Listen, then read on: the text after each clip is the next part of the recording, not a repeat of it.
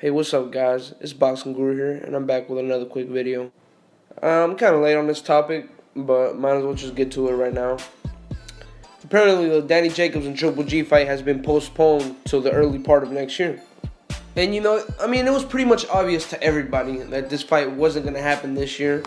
There was 6, 7, 8 weeks left till the fight was actually going to take place, supposedly. And, they can't really get a full-on camp in 6 or 7 weeks. You got to do press conferences, you got to do all that. So really, you're down to about 5 or 4 weeks of real training. And for a fight of this magnitude, I don't think any of those fighters will be completely ready for a fight of this magnitude. And granted, we would have got the fight if Triple G would have budged a little bit and gave the man, a little bit more. 25%. A lot of people are now realizing it's kind of ridiculous. It's kind of abusive, as Juan Manuel Marquez said on his boxing show. But on the other hand, what option does Danny Jacobs really have? If he doesn't fight Triple G, who else is he gonna fight? What else is he gonna do? He's gonna have to vacate his regular title, and he's gonna have to just be a regular guy in the middleweight division.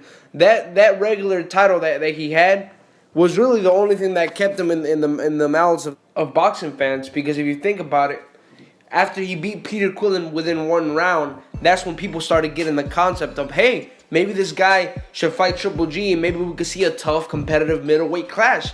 Two good guys, two knockout punchers, two strong fighters going at it. This could be the best fight of the year. This could this could demonstrate us how good Triple G is if he's able to defeat Danny Jacobs. Or it could demonstrate us how good Danny Jacobs is if he's able to defeat Triple G. So, him losing this title fight, him losing this unification bout, is really beats the purpose of talking about him, Because after that, I wouldn't see the fight happening anytime soon if he vacates, It'll be another year or two. It'd be like the same Canelo dilemma, but it's different here because Canelo, he has a bigger name. He was bigger than the belt. So look, he went on and he did his thing.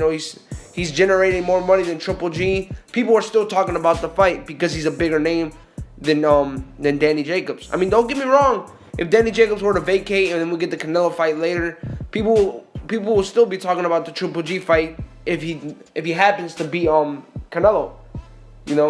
But if Canelo defeats Triple G, that Triple G fight is probably out the window. And we'll probably be talking about a Danny Jacobs-Canelo fight. That would be another interesting fight. But like I said, this fight is postponed to early next year.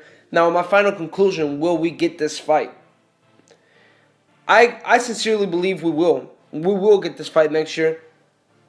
Because Danny Jacobs has no other choice. Like I said, he either fights Triple G or he's left in the dust, basically. He's forgotten. Because that's the only thing he can do. He can't, unless he moves up in weight or moves down in weight. But if he moves up in weight, he'll have less chance of being good in that weight. Because, we have James DeGale, we have Badu Jack. All of them guys will probably beat up on Danny Jacobs. So I don't see him doing any of that. So 160 is his weight.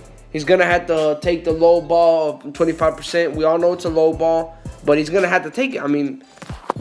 Whatever it is, the same way I felt about Triple G taking the $10 to $15 million from Canelo, which is not a low ball, but still small piece of the pie. I still feel the same way here because Triple G, he should get a little bit more, but at the same time, if you take that low ball and you beat him, you become the man. So fuck it, why not? This is Boxing Guru. Please take time to subscribe. I'm out.